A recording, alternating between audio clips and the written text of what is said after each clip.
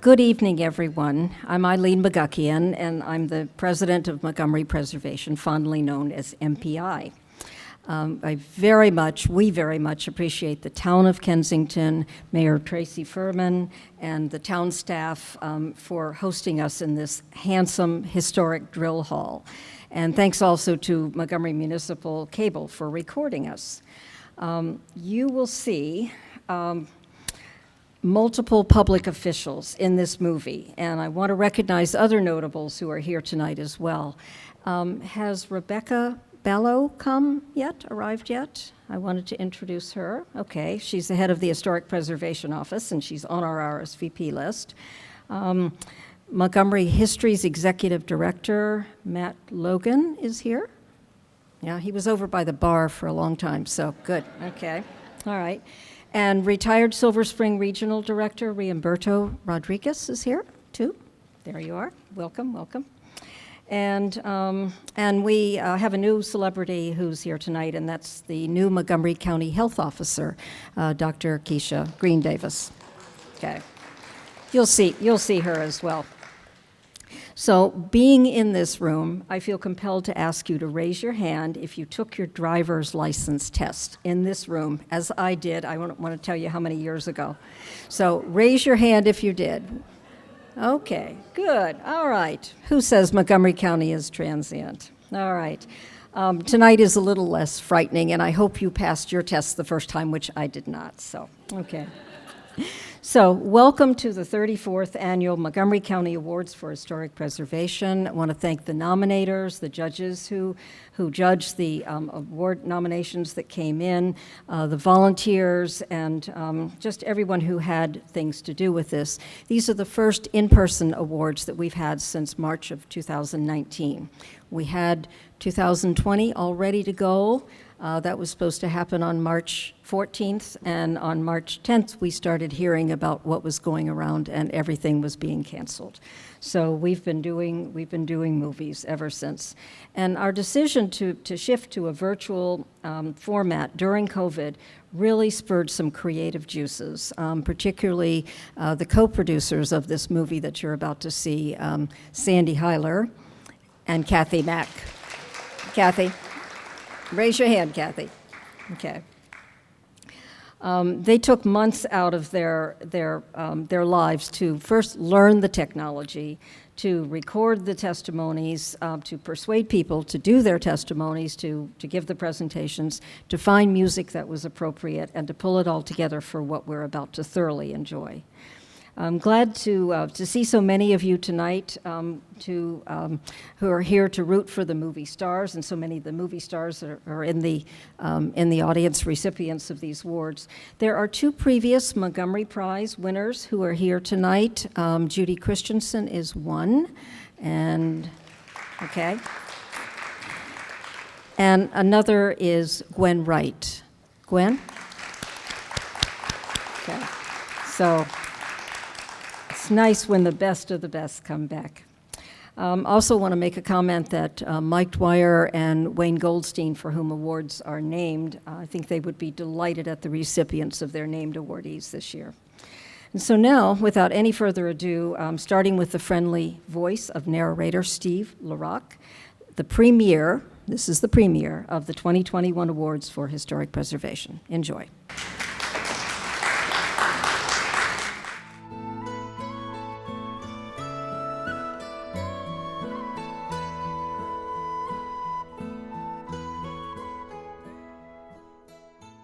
Montgomery Preservation 2021 Awards for Historic Preservation honor individuals who have rescued, restored, and rehabilitated historic buildings. Those who have chronicled and taught us about the places and events of county history. And groups who have dug in and advocated for historic preservation in our own backyards. This year, the awards selected by MPI recognize projects that help preserve places whose origins date from just after the Civil War, when formerly enslaved African Americans created independent communities, and German immigrants arrived in such numbers that a new town was named for them. The late 1800s, when arrival of the B&O Metropolitan Branch fueled development of new towns all along the railroad line, and streetcar lines spawned close-in suburbs where people could live in the country and work in the city.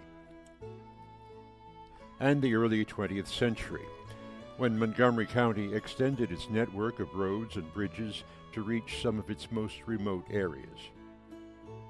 This year, MPI honors 8 projects, including an award for revitalizing an iconic Chevy Chase landmark to its original splendor, the Wayne Goldstein Advocacy Award for fighting for survival of the historic African American cemetery in Cabin John, the Michael F. Dwyer Award for rehabilitating a 100-year-old trestle bridge near Poolesville, an award for restoring the exterior of a late Victorian house in Gaithersburg to its original appearance, an award for installing accessible and historically appropriate walkways on the property of a beloved mansion whose grounds are open to the public, the County Executives Award for preserving a historic church and school in Quince Orchard and documenting the unification of 3 small congregations during a volatile era, an award for a careful archaeological study of a home site in an historic African American town in northwestern Montgomery County, and the Montgomery Prize to a distinctive individual for decades of documenting, advocating, and preserving information and local sites.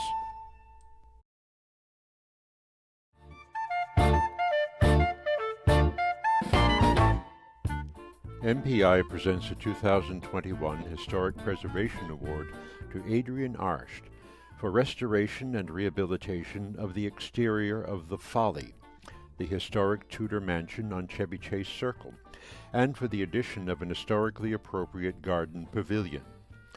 Mary Sheehan of the Chevy Chase Historical Society will present a brief history of the house.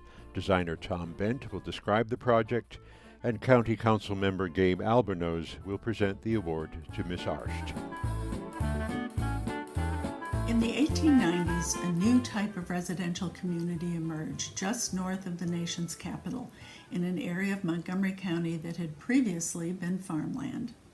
It reflected the vision and determination of Nevada Senator Francis Newlands, who purchased land and developed a community that became one of America's first streetcar suburbs.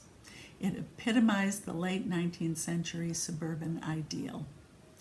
The estate at 9 Chevy Chase Circle stands as the architectural gateway to the historic Chevy Chase community. Completed in 1893, the original house looked very different than it does today. It was smaller and designed in the late Victorian style by Leon Dezay, the architect best known for designing the mansion at the U.S. Naval Observatory that is now the official residence of the Vice President. The first occupants of 9 Chevy Chase Circle were Francis Newlands himself and his family. In 1909, he sold the property to William Corby, an astute entrepreneur whose inventions transformed the commercial bread-making industry in the early 20th century. Corby soon retained notable Washington architect Arthur Heaton, who transformed the original house into the Tudor Revival-style mansion that we see today. That work was completed in 1914, and Heaton's plans for the mansion are now housed at the Library of Congress. After Corby's death in 1935, his wife continued to reside at the estate for over 30 years until her death in 1967. Since then, the house has been owned by 5 different owners, only one of whom ever occupied it as a family home. When one owner was unable to sell the house, he proposed to subdivide and redevelop the property. In an effort to preserve the property, concerned Chevy Chase residents acted to have it designated as an individual site in the Montgomery County Master Plan for Historic Preservation. In March 2020, the property was purchased by our awardee, Adrian Arsht. At that point, the mansion had not been occupied for 20 years. Over time, lack of use caused many features of the property to deteriorate, to become run down and damaged by weather. Ms. Arsht, who has extensive experience in restoring historic properties, has devoted more than 2 years to the restoration and preservation of this architectural treasure. For the first time in 2 decades, lights are again burning brightly throughout the mansion, illuminating the northeast section of Chevy Chase Circle, and once again serving as an iconic point of entry from Washington into Montgomery County.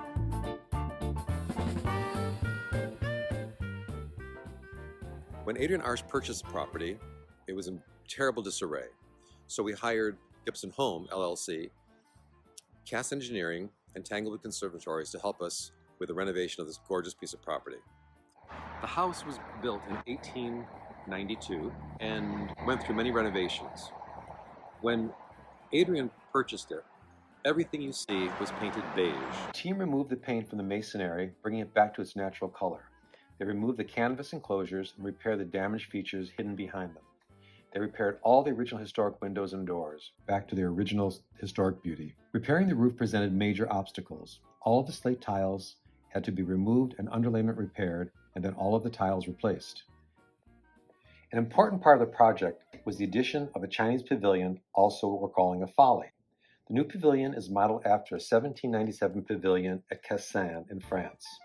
Like the original, the new pavilion extends over water, in this case an existing pool that had been converted into a lily pond. It was the custom of many of the great European and American estates to include a garden structure, a summer house, pavilion, or folly in a different style from the main house. Such garden buildings provided both shelter from the sun and rain and a visual surprise, an element of whimsy and sharp contrast to the seriousness of the main house. In keeping with this long-standing tradition, the new Chinese pavilion, or folly, serves as an architectural foil to the Tudor-style mansion. The house, with its uncoursed gray stone walls, leaded glass windows, slate roof, massive stone porte-cochere, and recessed entrance, is grand, castle-like, monumental, and protective. In contrast, the pavilion, with its wooden Chinese fretwork, two-layered pagoda-shaped roof, wrought iron tracery, and vivid red, yellow, and lime color scheme, is at once exotic, colorful, open, and inviting.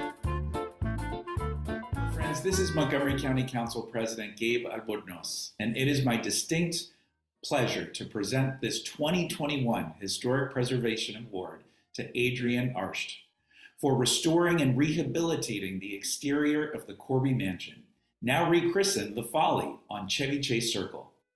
Miss Arsht breathed new life into what had been a deteriorating relic of the past, returning it to its status as a vital centerpiece of historic Chevy Chase. In addition, in the spirit of great historic estates, the already handsome result was embellished by the addition of a jewel of a Chinese pavilion to the surrounding garden.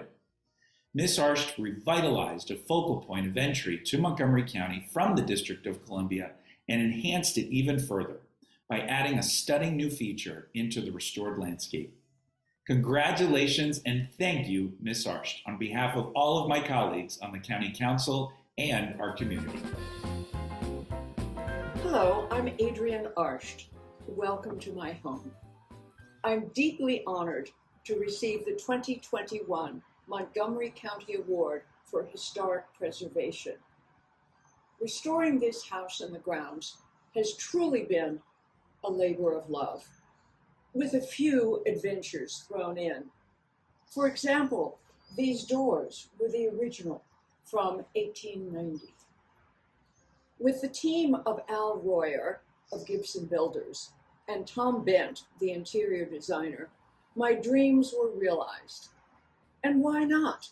This team has worked with me on 5 houses, and this is the last one. I am so pleased to be a resident of the Chevy Chase Village community. And again, thank you for this award.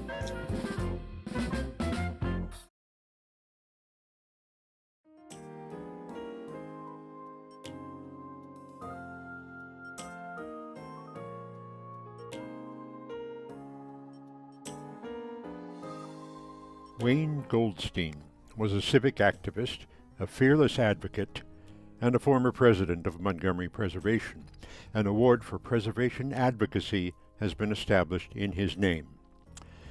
MPI presents the 2021 Wayne M. Goldstein Award for Preservation Advocacy to Friends of Moses Hall on behalf of Morning Star Tabernacle No. 88 Moses Cemetery, located on Seven Locks Road in Cabin John. The award will be presented by State Senator Susan Lee and will be accepted by Diane E. Baxter, Dr. Charles W. Harris, and Montgomery C. Crawford, 3 people whose ancestors lie buried in the historic cemetery.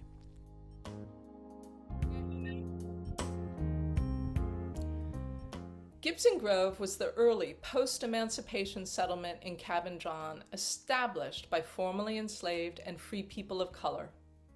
Local families supported the first district school for black children, built in 1882, and formally established the Gibson Grove AME Zion Church in 1898.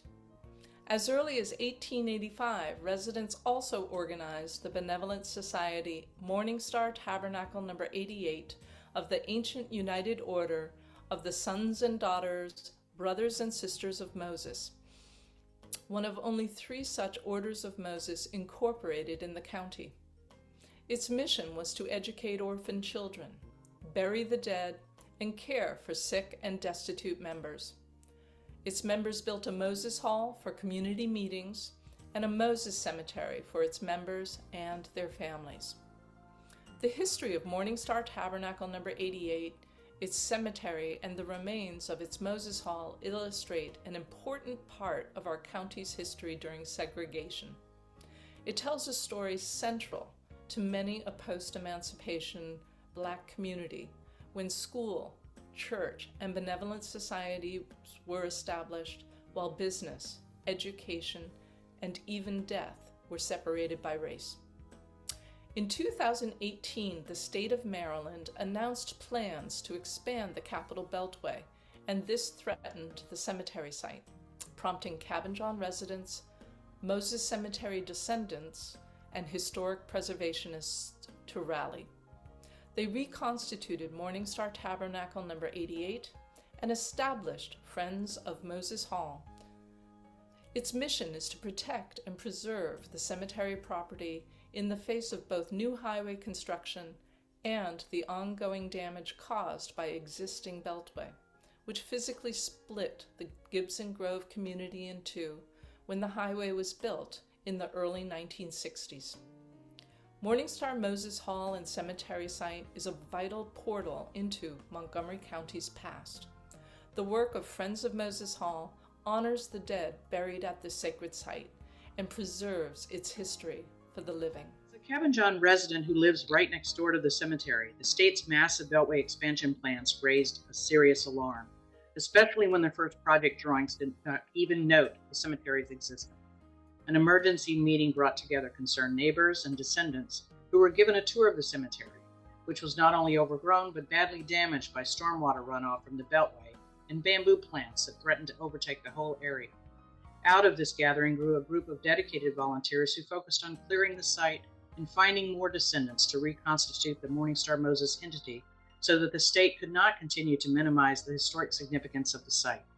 We formed Friends of Moses Hall in early 2020 to further organize advocacy efforts, successfully pushing the state to finish clearing the invasive bamboo that had grown from the highway fence line and to conduct sophisticated ground surveys to help discover the extent of burials. In one of the State Highway Administration's early reports for the Beltway Expansion Project, they stated that there were 7 known burials within Morning Star Moses Cemetery. Thanks to the efforts of the Friends of Moses Hall, we now know that the cemetery holds more than 350 buried remains, including more than a dozen likely grave sites in the current highway right-of-way. We also know the identities of close to 100 people buried there and are starting to uncover their stories. By engaging consultants and legal experts willing to work pro bono, we've dealt with legal issues and egregious flaws in the federal government's environmental impact process for the highway project. The National Trust for Historic Preservation highlighted the site's plight and honored Friends of Moses Hall's efforts when it recognized Morning Star Moses Cemetery as one of America's 11 most endangered historic places in 2021. While we are proud that Friends of Moses Hall has successfully raised awareness of the cemetery and minimized possible impacts to the site should the Beltway expansion project continue, we have much more to do to ensure the long-term stewardship of this special place. Morningstar Moses Cemetery is the final resting place of people who lived in Cabin John all their lives. Family members of those buried there still call Cabin John home. The community of Cabin John is proud to support the efforts of Friends of Moses Hall. We are truly relieved the group was formed. If Friends of Moses Hall didn't exist, we're not sure the cemetery would either. For decades, residents of Cabin John have tried to be good stewards of the cemetery, organizing periodic cleanups and making attempts to document its history. But we lack the expertise and the resources to make much headway.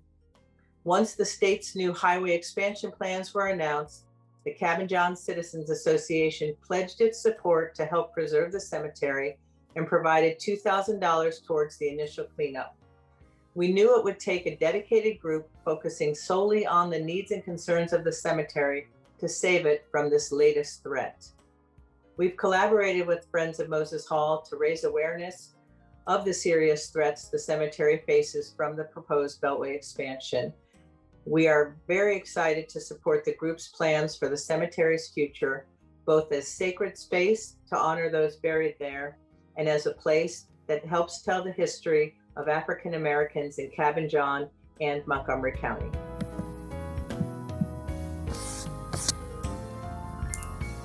The 2021 Wayne M. Goldstein Award for Preservation Advocacy is awarded to Friends of Moses Hall on behalf of Morning Star Tabernacle number 88, Moses Cemetery in Cabin John. This 19th century African American cemetery has been adversely affected by I-495 twice in the past. The Maryland Department of Transportation must continue to be persuaded to preserve the site from erosion and destruction and to protect the graves if the Beltway is again widened. I am so pleased to be able to present the award to 3 members of the Board of Trustees of Morning Star Tabernacle number 88, Moses Cemetery. Their ancestors, the Coates family, the Harris family, and the Crawford family, represent all those families who lie buried in this historic cemetery, mostly in unmarked graves. Diane Baxter, Dr. Charles Harris, Montgomery Crawford, and their colleagues are to be congratulated for ensuring that the final resting places of their hardworking forebears will never, ever be forgotten. Thank you for recognizing our years of advocacy and stewardship, documenting burials, surveying the site, clearing out invasive bamboo, and challenging a powerful agency like the Highway Department have all been fearsome activities, but many friends and subject matter experts are helping us. We are not losing heart. This cemetery site is so important to descendants and others who consider it a sacred place. Its role matters in the accurate history of the Cabin John and Montgomery County area. Friends of Moses Hall hopes that someday the site will not only be used as a place of interment and reflection, honoring those who passed on, but will also be a site used to educate students and citizens of the role African American benevolent societies played during a period of legal and social segregation in Montgomery County. We thank you for recognizing our efforts and for helping us raise awareness.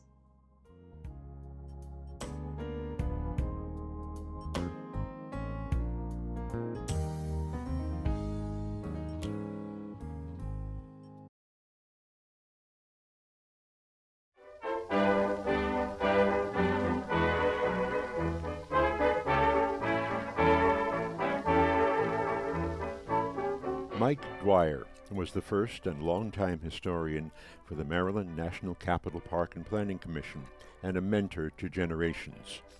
An award has been established in his name as special recognition for documentation, education, archaeology, and/or preservation. MPI presents the 2021 Michael F. Dwyer Award to the Montgomery County Department of Transportation for rehabilitation and preservation of the historic Montevideo Road Bridge in Poolesville. The award will be presented by County Council member Andrew Friedson and will be accepted by Brian Copley, Project Manager, and Chris Conklin, Director of the Montgomery County Department of Transportation.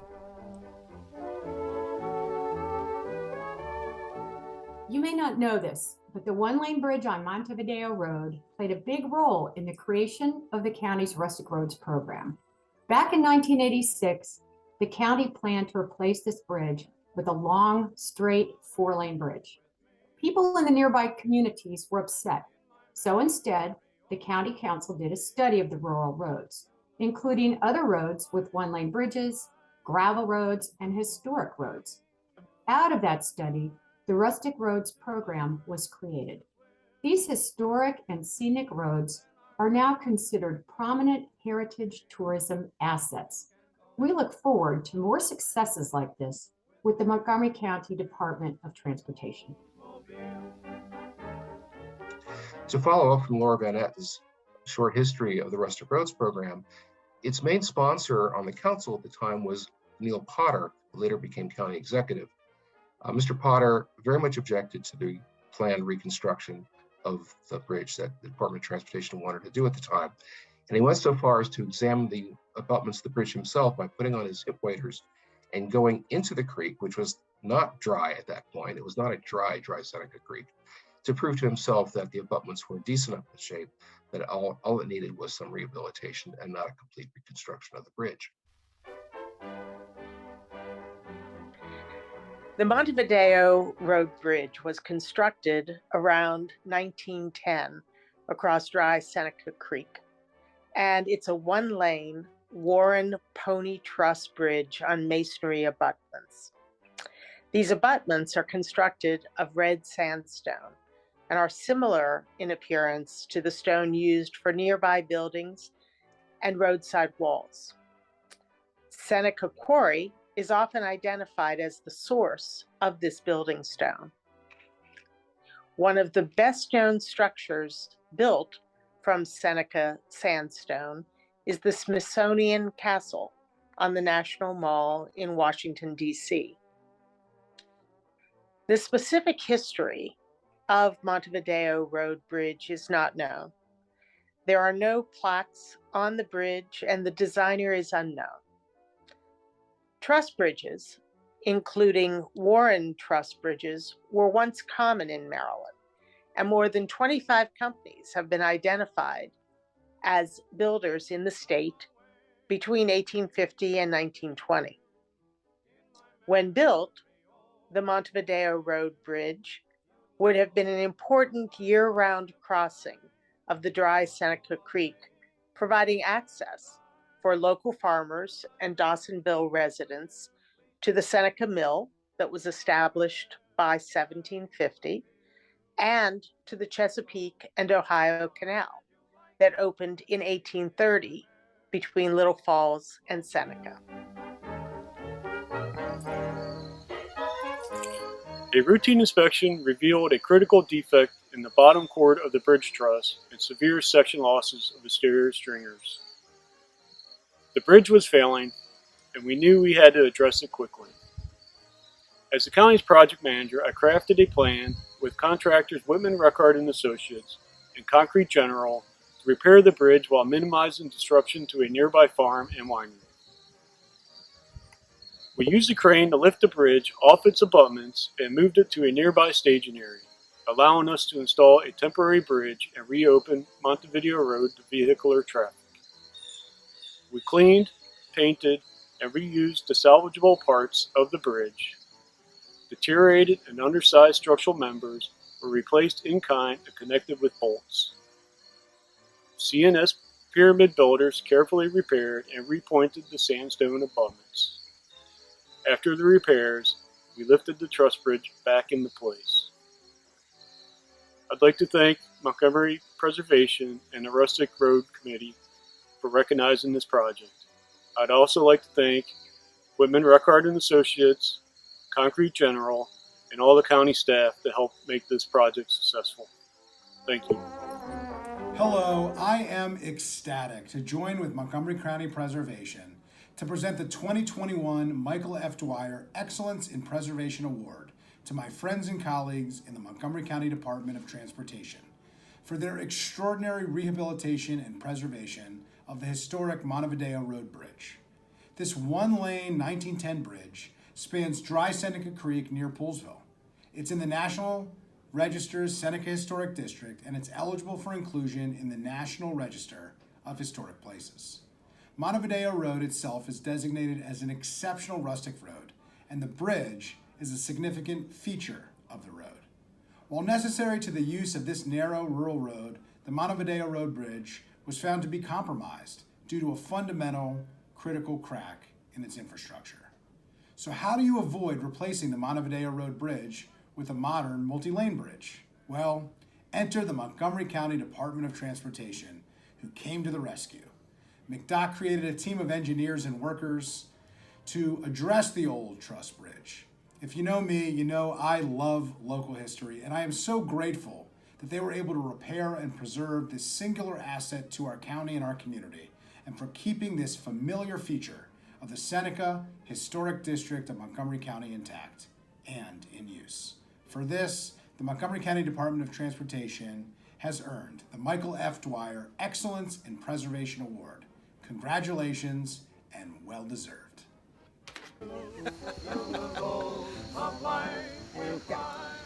We're really grateful to Montgomery Preservation, Inc. for recognizing Montgomery County DOT's work here on the Montevideo Road Bridge.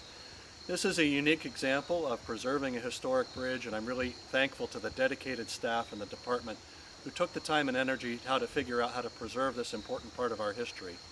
We take a systematic approach to maintaining bridges in Montgomery County, looking at about 500 of them every 2 years to see what kind of work is needed to keep them safe. About 5 of them each year are rebuilt or restored, and this is an example of one of those bridges from a couple years ago. It's really exciting when these bridges are located on about the 100 rustic roads we have in the county, because that gives us a unique opportunity to look at how we can serve as stewards for this infrastructure and maintain the cultural and visual heritage of our county.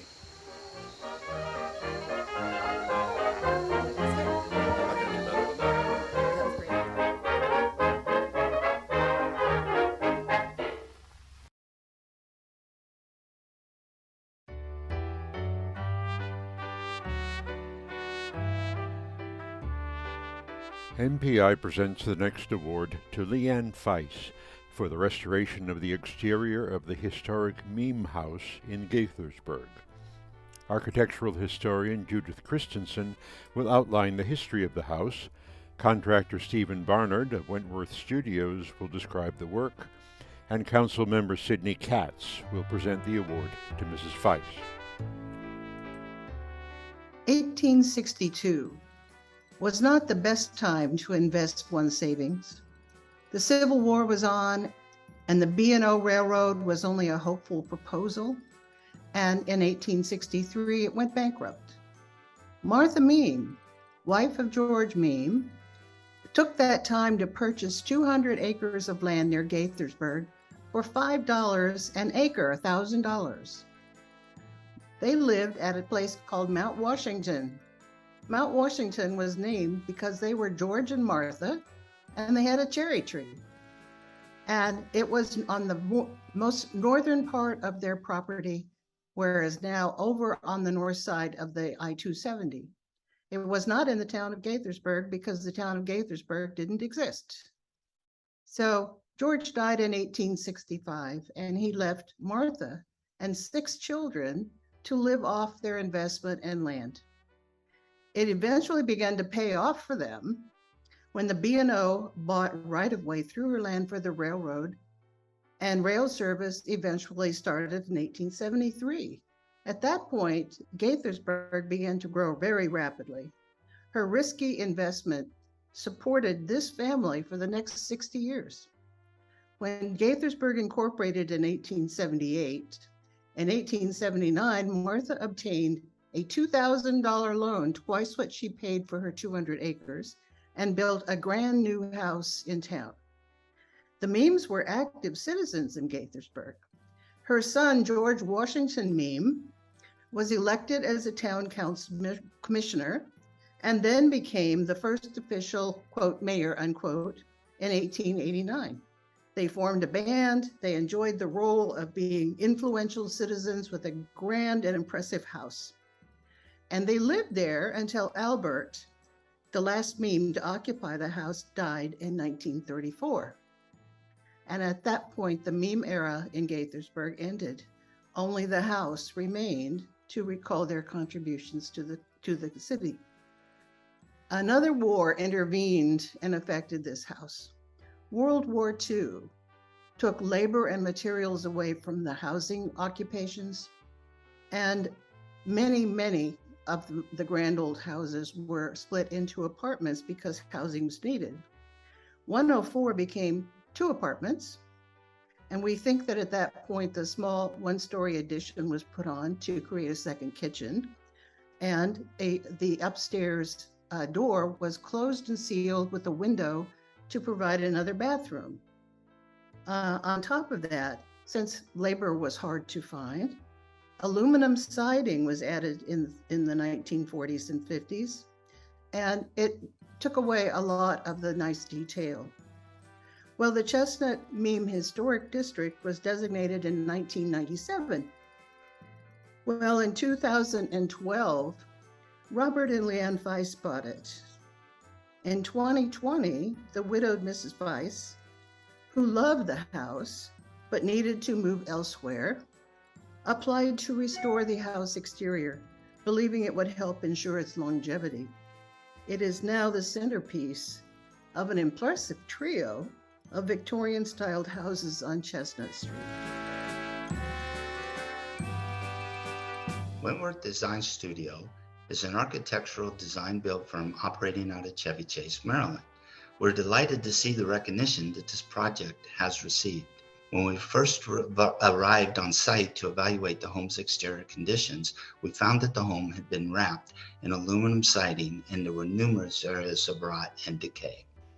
During the removal of the aluminum siding, we found that most of the exterior trim boards had been removed and all exposed surfaces were covered with lead-based paint. During the repairs, whenever possible, we used reclaimed and salvaged materials in keeping with the historical design of the home. The additions and changes to the home were addressed with new siding and trim meant to complement, but at the same time delineate those changes from the original house. I would like to thank Leanne Weiss for the opportunity to have worked on such a beautiful home, and I applaud MPI and for their efforts in recognizing the historical significance of Montgomery County and those involved with its preservation. Hello, this is Montgomery County Council Member Sidney Katz.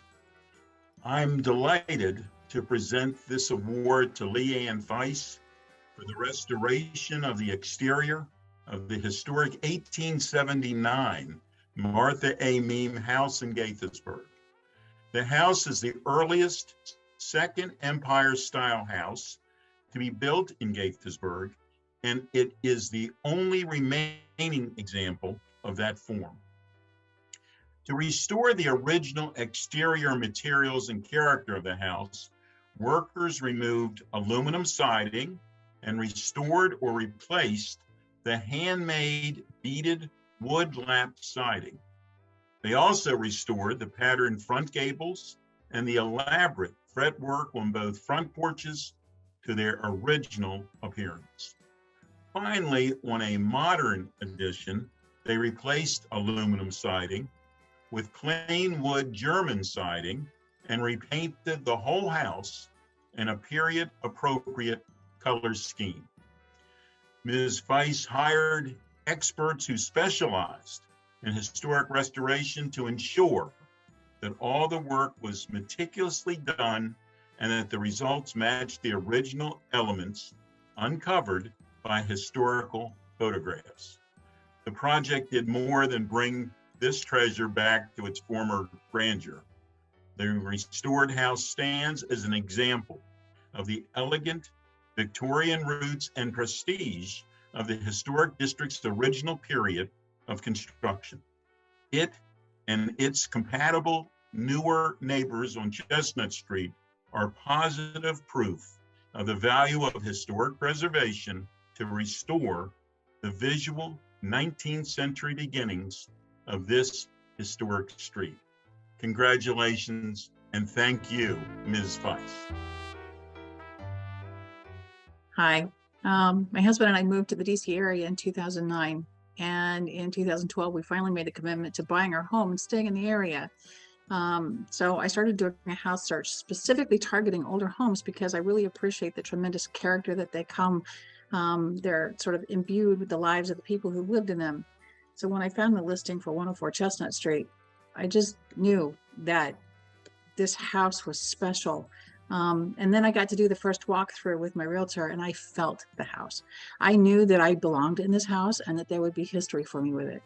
I was very fortunate. The people from whom we purchased the house had done a lot of research. So I had the home's history available to me. And I had pictures of what the house looked like when it was first built. And I told my husband that I wanted to restore the house. I wanted to give it its character back because at some point, the house had had aluminum siding put over the front of it, painted a very dull color, and really had just lost its visual character and appeal. So it took a while. I didn't get to do the project right away, but finally I did. And finding a contractor to do the work during COVID is really tough. I did a lot of search. I did a lot of contacting out and trying to get people to respond to me. And I finally found a company, Wentworth Studios, based out of Chevy Chase, that has history in the Montgomery County doing restorative work. And he was willing to take on the project. And it was an incredible opportunity to work with some professional people who have great ideas for how to do this. They were able to pull out that old aluminum siding, take the pictures that I had given them of the house when it was first built, and restore the exterior. Some of the shiplap siding on the house had rotted underneath that aluminum siding, and they were able to take that off and recreate to the original profile, brand new shiplap siding to match. And then they were able to put on this incredible paint scheme that just kind of made the house pop and look incredible. And it was an honor to work with them, but it was, I think, more an honor to be able to give this house back to itself, to make it really worthy of the historic designation that it carries, and to give it back to the city. It was a really, really, it was a point of pride for me to be able to do this.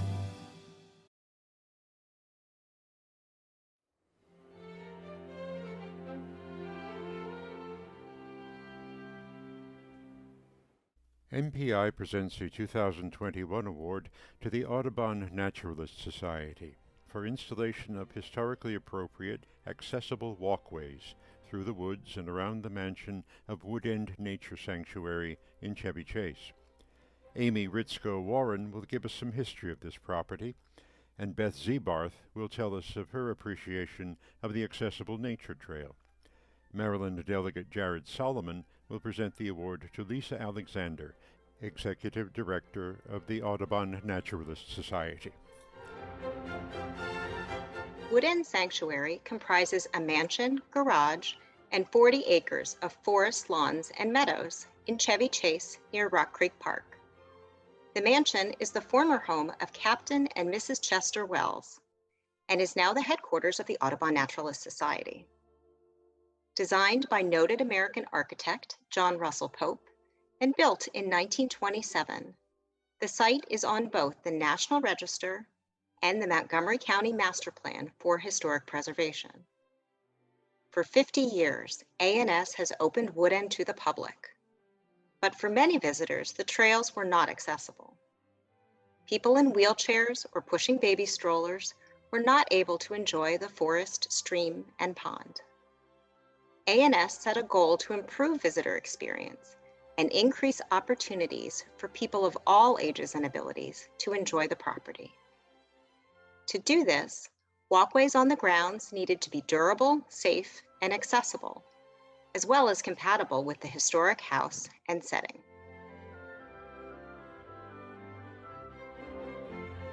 With an accessible nature trail, we have the opportunity to provide all visitors with the opportunity to relax, heal, and learn in nature. Veterans in treatment at the nearby Walter Reed National Military Medical Center are able to make nature part of their recovery. School children with disabilities can fully participate in the Audubon Naturalist Society's award-winning education programs, enjoying for the first time the rich environmental learning opportunities of Wood End's habitats. With smooth and stable trails and boardwalks in place, all people with mobility challenges can now stroll deep into the shaded canopy of the Wood End Forest, wander past butterfly-filled meadows, and cross right over a stream. As an Audubon Naturalist Society board member, I was thrilled to be one of the first to use the restored trail and visit the pond I had only seen in pictures. Montgomery Preservation presents a 2021 award to the Audubon Naturalist Society for hardscaping and landscaping to make the grounds of their Wood End Nature Sanctuary more accessible to all visitors. We know, particularly with the pandemic, how important it is for all of our community to be able to access our incredible natural resources. From 2020 to 2021, Audubon Naturalist Society installed a nature trail for all through its woods. It is about 1,600 feet of a 8-foot wide permeable bonded gravel that is wheelchair accessible and stroller accessible. The trail takes visitors through woodland, meadow, pond, and stream habitats and includes several handicapped parking spaces, accessible composting toilets, a water fountain, a bike repair station, resting areas and benches, and an outdoor classroom location. The Audubon Naturalist Society also installed new walkways inspired by other Pope-designed properties around two sides of their mansion.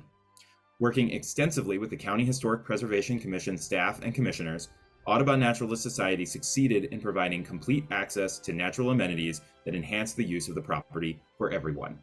For installation of historically appropriate, accessible for all walkways through the woods and around the mansion of Wood End, the Audubon Naturalist Society has earned a Montgomery County Award for Historic Preservation. I'm so pleased that the state of Maryland was able to partner with the Audubon Naturalist Society, and I want to offer my heartiest congratulations on your award. Thank you to Montgomery Preservation and to Delegate Solomon for this wonderful and meaningful award. I am so proud of the vibrant Audubon Naturalist Society community. They committed to creating a beautiful, restored, accessible, climate-resilient nature sanctuary to welcome all people and wildlife while honoring our historic property in innovative ways. For the first time ever, our new trails and walkways enable people of all abilities to comfortably visit our historic mansion and all of the natural habitats at Wood End, including restored meadows, forest, stream, and pond.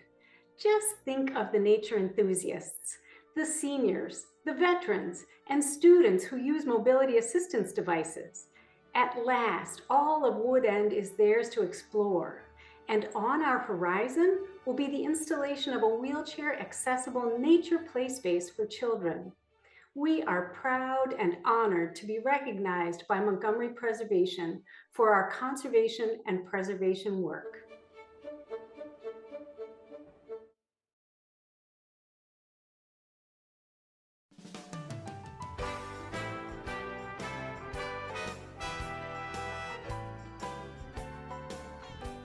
The 2021 County Executives Award is presented for preservation of the Pleasant View Historic Site in Quince Orchard and for production of the related documentary film Finding Fellowship.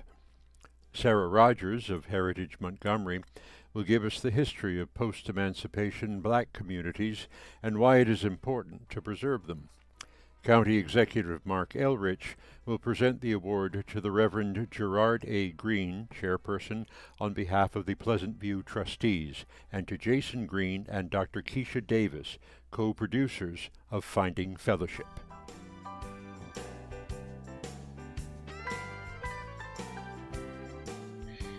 Hello, I'm Sarah Rogers, Executive Director of Heritage Montgomery. I'm pleased to speak briefly on the amazing background of the Pleasant View Historic Site. Following emancipation of enslaved people in 1864, newly freed African Americans bought land, reestablished family ties, and began building new communities. Over 40 communities and numerous enclaves or neighborhoods were erected here in Montgomery County. These communities were established to provide safety, security, and support. Homes and small farms often surrounded a church, a school, and a community hall. Pleasant View is one of a number of these sites still standing as testament to the triumph of its founders. The cemetery contains names like Green, Ridgely, Magruder, and Hallman, whose descendants still look after the buildings and property in Old Quince Orchard. As with many historic sites, as time passes, history is in danger of being lost to future generations. Realizing this fact, the Green family and the Pleasant View Historical Association Board of Trustees came together with local schools, heritage groups, state and county leaders to save their legacy and to share it with others. Thank you, Jason and Reverend Green, and everyone who literally blazed the trail to save and lift up Montgomery County's African American history. Heritage Montgomery is proud to have been a part of this journey. The Pleasant View Historic Site was once the center of the African American community of Quince Orchard. Pleasant View Methodist Episcopal Church, built in 1888, still stands as a witness to this community. The nearby Quince Orchard Color School, built on land purchased for the purpose in 1868, not only educated local children of color until integration was mandated in the 1950s, but it also served as a community hall. Efforts are ongoing to restore and rehabilitate these buildings and to maintain the adjoining cemetery. Quince Orchard once had 3 Methodist churches, 1 black and 2 white, a surprising number for such a small community. In 1968, at almost the same moment as Martin Luther King was assassinated, 3 churches came together as one integrated church. They built a new structure and gave it a new name, Fairhaven United Methodist Church, and preserved in spite of the obstacles. The documentary Finding Fellowship chronicles this journey, revealing the story of Quince Orchard's residents, both black and white. The film may be seen on PBS and also through the Pleasant View site website. It is with great pride and pleasure that I present the 2021 Executives Award to 3 members of the Green family for their work on behalf of Quince Orchard. The award goes to the Reverend Gerard A. Green, chairperson of the Pleasant View Trustees, and to his son Jason Green and daughter, Dr. Keisha Davis, for co-producing the extraordinary film Finding Fellowship. Hi, my name is Reverend Gerard A. Green Jr., and I'm the chairman of the Pleasant View Historical Association. And on behalf of the trustees of the Pleasant View Historical Association, I'd like to thank Sarah Rogers for nominating us, and I'd like to thank County Executive Eldridge, Eileen McGuckian, and Montgomery Preservation Incorporated for recognizing our work, preserving the Pleasant View Historic Site. The Pleasant View Historic Site was the cornerstone of the Black community of Quince Orchard for nearly 100 years and supported the arc of life in the community. Students were educated in the one-room schoolhouse. Families bonded, worshiped, and had their spirits uplifted in the church building. And loved ones were buried, honored, and remembered in the cemetery. Our restoration project is important both as a testament to the historic community, to say that they existed and they mattered, but also to make this site accessible to a new and changing community, to feel connected to this place and be benefited from the lessons of overcoming, dedication to family, faith, and reconciliation that are core to Pleasant View. We have been so moved by the outpouring of love and support for our preservation project. But of course, there are still many opportunities to support this important effort. So please go to www.pleasantviewsite.org if you would like to get involved. And thanks to everyone's tremendous effort, when we're done, Pleasant View will once again be open to the public to better understand who we are as a people and to get proximate so we can move forward together. Thank you. A small rural community in Maryland was home to 3 Methodist churches, 1 Black and 2 white, divided generations earlier over the issue of slavery. But in 1968, as the country faced a turning point, those 3 churches decided to reconcile and to forge a new future.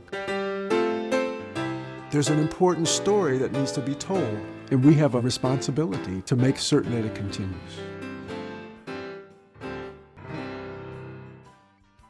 Hi, my name is Jason Green, and I'm the director of Finding Fellowship. And I'd like to thank you on behalf of my sister, Keisha Davis, who I co-produced this film with, along with all the members of the Quince Orchard Project and everyone who gave of their time and their talent. So frankly, on behalf of everyone, I'd like to thank the county executive, Sarah Rogers, for nominating us, and Eileen McGuckian and Montgomery Preservation for this honor and recognition. You know, we believe in the power of storytelling as a means to connect and inspire people, but also as a way to keep communities alive. When my sister and I started this project, it's because many of the members of the Quince Orchard community were aging. And indeed, many of those members who appear in our film have been called home. But just as the Pleasant View Historic Site will stand as a testament to the Quince Orchard community, we are proud that our film, Finding Fellowship, will continue to live on and share their powerful personal and collective stories with the world. We're so excited that the film has now been seen and broadcast in 99% of PBS stations across the country, and that communities around the globe are learning the lessons of love, sacrifice, faith, and family that are planted deep in the soil of Quince Orchard. For any that would still like to see the film or who would like to help us share our story with their community or other communities, please be in touch. You can go to findingfellowship.film to see the story and to help us share it. And lastly, let me just say thank you again for this important recognition. Appreciate you so much.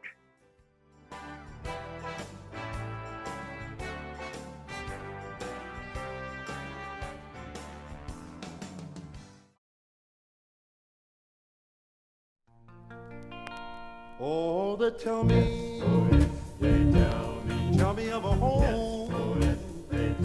MTI presents the next award to community archaeologist and educator Tara Tatro and the Sugarland Ethno-History Project for the archaeological study of the Basil and Nancy Dorsey home site. This archaeology project sprang from the Ethno-History Project, which in 2020 published the award-winning I Have Started for Canaan, the story of the African-American town of Sugarland. Historian Jeff Sipek discusses the history of Sugarland and the Dorseys.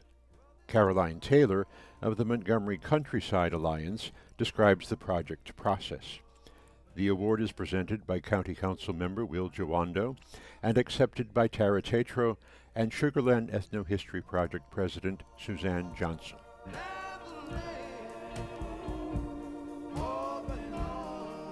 Slavery ended in Maryland on November 1st, 1864, before the end of the Civil War. And out here in western upper Montgomery County, many of the families who had been enslaved stayed here, and they formed their own communities pretty much out of nothing. Sugarland was one of several of these Black communities, and one of the biggest. Gwen Reese of Sugarland used to say it wasn't real freedom yet, but it was a step forward. These were places of safety and belonging that gave their descendants a strong foothold in the world, and they worked to be self-sufficient like large extended families. Now, Basil and Nancy Dorsey were both in their 40s in 1874 when they bought 4 acres of land at Sugarland, right next to where the church stands today. Now, it's interesting that the land deed was in Nancy's name, not Basil's, making her one of 4 women at Sugarland who were property owners, at least on paper. The Dorseys bought their land from Augustus and Catherine Webb, a white couple who lived in Baltimore. Now, it's possible that the Webbs never even set foot out here, but they were related by marriage to Jane Plater Pleasance, an elderly white woman, twice widowed, who lived just up the road. Now, all of her descendants predeceased her, and I think it's likely that Sugarland families probably helped Mrs. Pleasance maintain her farm and her big lonely house. She may have had a strong relationship with the women of Sugarland in particular, which could explain why some of the land deeds are in their names. And so the Dorseys built a small one-story log house with a garden and the usual farm outbuildings, a pig pen, a meat house, an outhouse, and a hen house. And later they added a wood frame kitchen.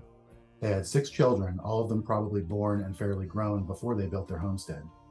And by the 1880s, there were at least 15 other households nearby. Unlike most of the men from the other founding families, Basil Dorsey did not take an official leadership role in the church or the school, and Basil and Nancy were said to be one of the poorest families in the community. But they show up in the church records as being very generous with donations of money and food for different events. And by the early 1900s, they were part of a community of 40 families that owned around 200 acres. They had a church, a school, a store, a post office, and even a practice hall for their town band. By any standard, they weren't just a neighborhood or a community or a crossroads. They were a town. Written and oral history have told us much about Sugarland in general, and a fair amount about the Dorseys in particular, but archaeology is greatly expanding the story. And it's a reminder to all of us in Montgomery County that there was important Black history here in the decades between emancipation and the Civil Rights Movement. The Sugarland Ethnohistory Project based its book on records, photos, and oral histories collected by the town's residents and their descendants, as well as local church records. There was little archival evidence about the Dorseys' 1874 house or farm. The buildings were gone except for 4 large house corner foundation stones. With Professor Tetrault on the team, they won a grant from the Maryland Humanities Council to fund archaeological fieldwork and research aimed at uncovering architectural evidence of the house. The building and artifacts could shed new light on the lives of this African-American family. The team registered the archaeological site with the Maryland Historical Trust, and they prepared a detailed plan to test the Dorsey yard and foundation area for what they believed was the original house. They recruited and trained volunteers and interns to put in test units to find and define the house boundaries and locate artifacts, identifying, cataloging, and curating all the artifacts according to archaeological and museum standards. Finally, they published a detailed public archaeology report and a new African American archaeology curriculum module teachers could use in kindergarten through 12th grade, along with a virtual exhibit about the site and excavation and a virtual walkthrough of the site. Hi, I'm Councilmember Will Jawando, and I'm delighted to present this award to Tara Tetrault, Professor of Archaeology and Women's Studies at Montgomery College, and to Suzanne Johnson, President of the Sugarland Ethno-History Project. They have both done incredible work, now award-winning work, for our community through the Basil and Nancy Dorsey Homestead Site Archaeological Project. The Dorseys were one of the oldest families in Sugarland, which is an early and very significant African-American community here in Montgomery County. With so little archival evidence available, it was especially important to dig deeper and to tell their story in a new and more meaningful way. Every step the team took in planning and implementing their project was performed at the highest level of professional standards. Amazingly, they kept within their budget and their time period that they allotted for the project. Tara and Suzanne's careful archaeological study of the Dorsey homestead produced a detailed report, an online exhibit, a virtual tour of the site, and curriculum, all of which will serve generations to come. It ensures that this important history will not be lost or forgotten. The curriculum provides a special opportunity to our young people to educate them about the early local African-American communities and their contributions to our great county, state, and nation. In addition, the module introduces students to the science of archaeology itself as a tool for learning history. So thank you. Thank you for all the work that you've done. Professor Tetrault, President Johnson, and the whole Sugarland Ethnohistory Archaeological team. Congratulations on this well-deserved recognition. My name is Suzanne Johnson. I'm the president of the Sugarland Ethnohistory Project. On behalf of the Sugarland Ethnohistory Project, I would like to thank you for this historic preservation award. The archaeological project, led by Tara Tetro, uncovered many artifacts, giving us a glimpse into the lives of the Basil and Nancy Dorsey family. This family was one of the original families that lived in the African American community of Sugarland. The land was purchased in 1871. Preserving this rich history serves to teach all of us the faith and strength the founders possessed as they built their homes after emancipation. The items uncovered show proof of their daily lives. Buttons and buckles from their clothing, tools, utensils, and animal bones give us evidence of their presence. The members of the Sugarland community worship together, work together for everyone's mutual benefit. The work of Tara and her team have helped to fulfill the vision of the Sugarland Ethnohistory Project, which is to document and preserve the history of this historic African American community. Thank you. Thank you, Montgomery Preservation, for recognizing this project. The archaeology of early African American communities is rarely documented. First, I owe a debt of gratitude to Gwen Reese and to Suzanne Johnson. Without their invitation, I wouldn't be here. So thank you very much. I am very grateful to Ron Nunn for assisting in managing the field work, and I'm also very grateful to historian Jeff Sipek and archaeologist Chrissy Ames for their feedback on multiple drafts of my report. I would also like to thank Frameless Technologies and History Associates for their creative virtual exhibits. And finally, I would like to, I can't say enough about my volunteers. Without my volunteers, I would not be able to do the field work and the lab work that goes into these projects. The presence of the onyx setting, a child-sized teacup, the pencils and the marbles that we found throughout the site show that the Dorseys had strong beliefs in religion and education, but they also took time out for each other. While written and oral histories let us view the past, archaeology gives us new insight into the people's daily lives.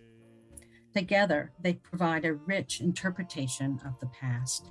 Thank you so much for this award. I've been lucky to have been a volunteer at the Dorsey Archaeological Site in 2021 and for part of 2022. And I really have to mention what a great opportunity it's been for everybody involved.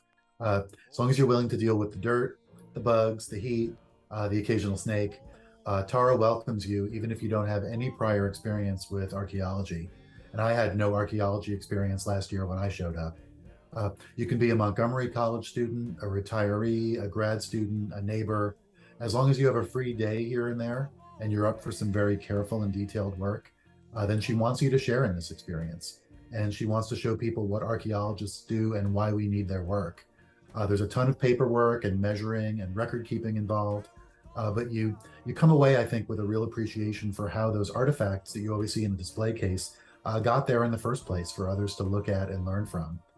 The great thing is we've all gotten to pull these things out of the ground with our own hands and hold them. And that just makes the past seem all the more real because you can literally feel it. You can literally hold it in your hand.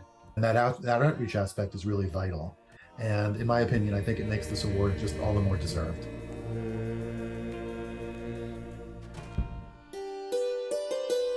The Montgomery Prize recognizes continuous outstanding achievement in furthering the aims of historic preservation in Montgomery County.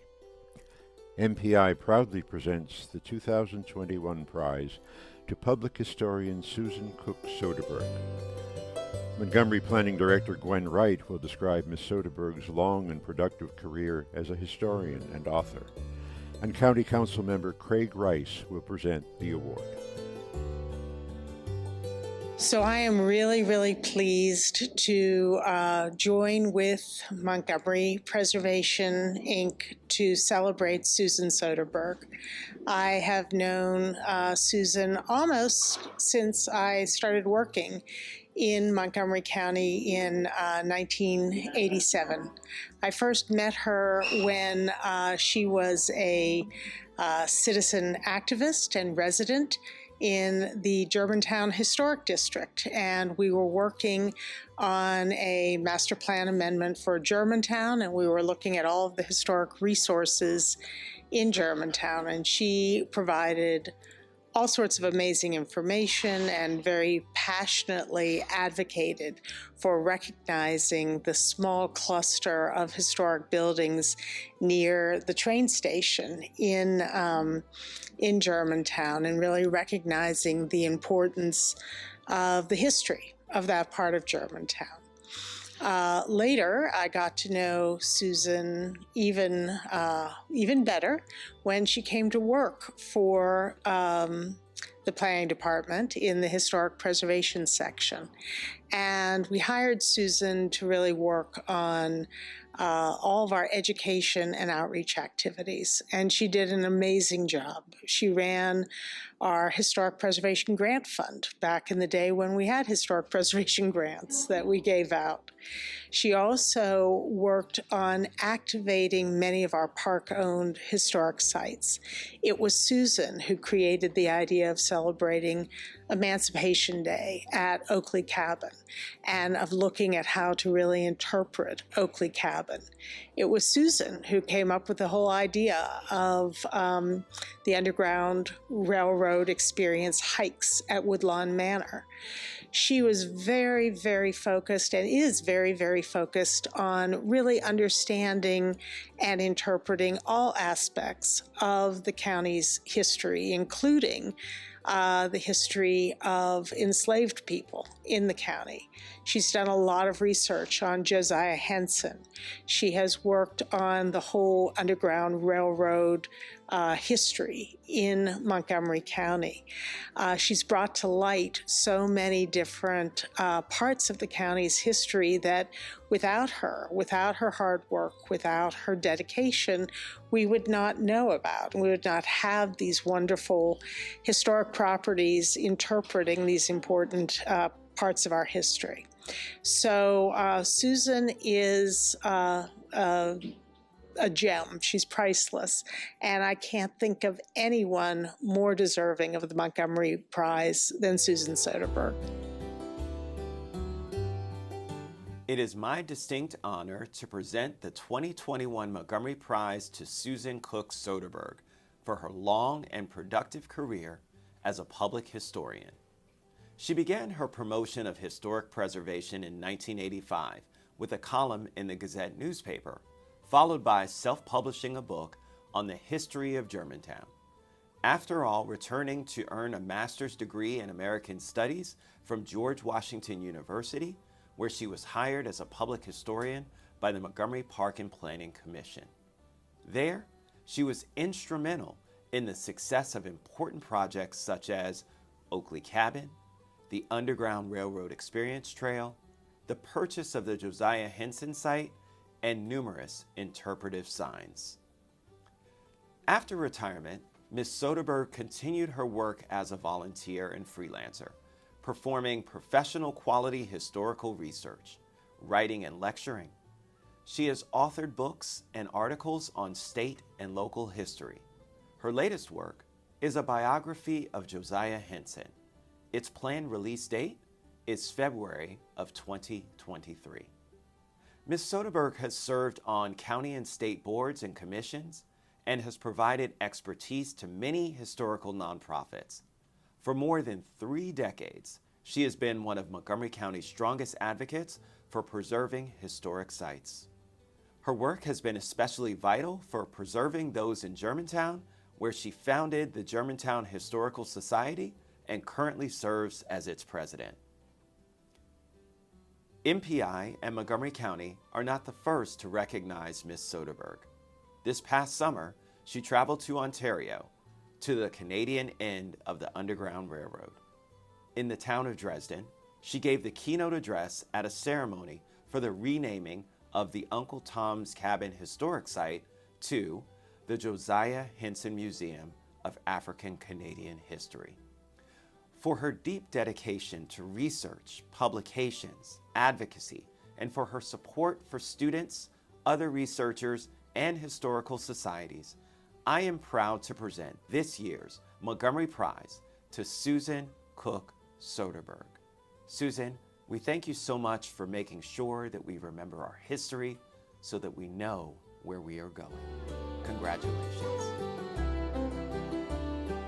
Thank you all, or since I'm from Virginia, I should say thank all y'all. This award means so much to me because it comes from my peers. It not only touches my heart and humbles my soul, but inspires me to keep continuing my work. So what is my work? Why did I become interested in history in the first place? I had put my career on hold to raise my 3 children. But after my children were in school, I had a big decision to make: what to do with the second half of my life. This is a decision I'm sure many of you have also faced. And there were many paths to choose from, but it struck me that every path had a history behind it. So my first conclusion was that everything has a past. And secondly, was that the past is always with us. And my third conclusion was that if we don't learn the lessons the past has to teach us, we are doomed to repeat it. Thanks to Santayana for that last one. So I went back to school and I achieved a master's degree in American Studies. Why not a PhD? Well, this was because my goal was to talk to and write for the people, not just other academics.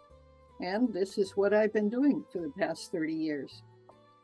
Of course, historic preservation is a part of this, but to me, historic preservation is not just about beautiful or interesting architecture, or about marking the place where a famous person lived.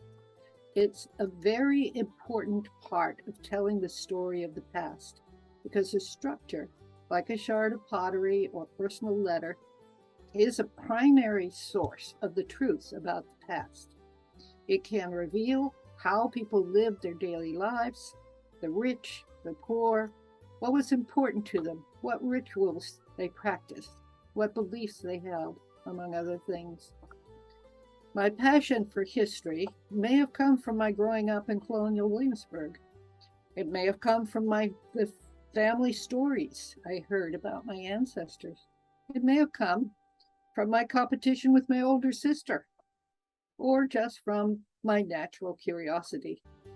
But my insistence on accurate research comes from my belief that without truth, there cannot be justice, and without justice, there cannot be peace.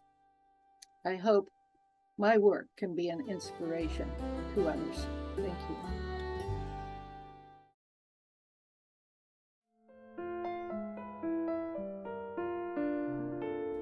Congratulations to all those recognized by the 2021 Montgomery County Awards for Historic Preservation. These extraordinary accomplishments open our eyes to the history all around us and to those who endeavor to help us appreciate it. Montgomery Preservation hopes that you will keep an eye out for history everywhere and that you will share this film with others.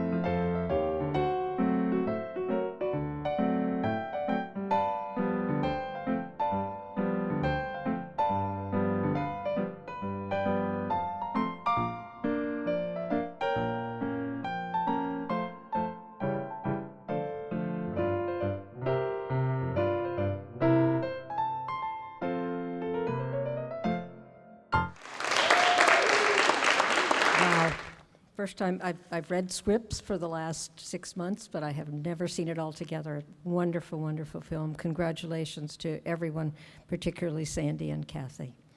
Congratulations. And congratulations to all the awardees, and I'm so glad so many of you are here. Congratulations and thanks to everyone who helped, everyone who was totally involved with all of this. I hope that you're inspired by the projects and the people that you saw on the big screen, and you'll go forward to do your part to preserve historic places in Montgomery County. All hands and hearts are still needed. So tonight, I'm just going to end this by saying enjoy the food and the drink and the conversation until we close up in half an hour or so. At the welcome table, you'll find MPI information on membership and handy forms to use to nominate 2022 awards. They'll be due in February. Over the weekend, this wonderful movie is going to be posted on the MPI website with a link to the YouTube. And hope to see you at the Silver Spring train station for our first Saturday of the month open houses. The next one is November 5th, I think it is. And look in the near future for the first stirrings to celebrate the 150th anniversary of the Metropolitan branch of the B&O Railroad, which began service in Montgomery County in 1873. Lots of railroad-themed events, activities, programs, speakers, starting this year and building up to the anniversary month of May 2023. And wouldn't you know it, the first person to get in line for that is the person who organized the celebration of the 125th anniversary in 1998, Susan Soderberg, who already has things going. So I would like to invite all awardees to come up to the front for a bow and a photograph. We've got some good photographers in hand, and then we'll invite everyone who has appeared in the movie to come up for another photograph.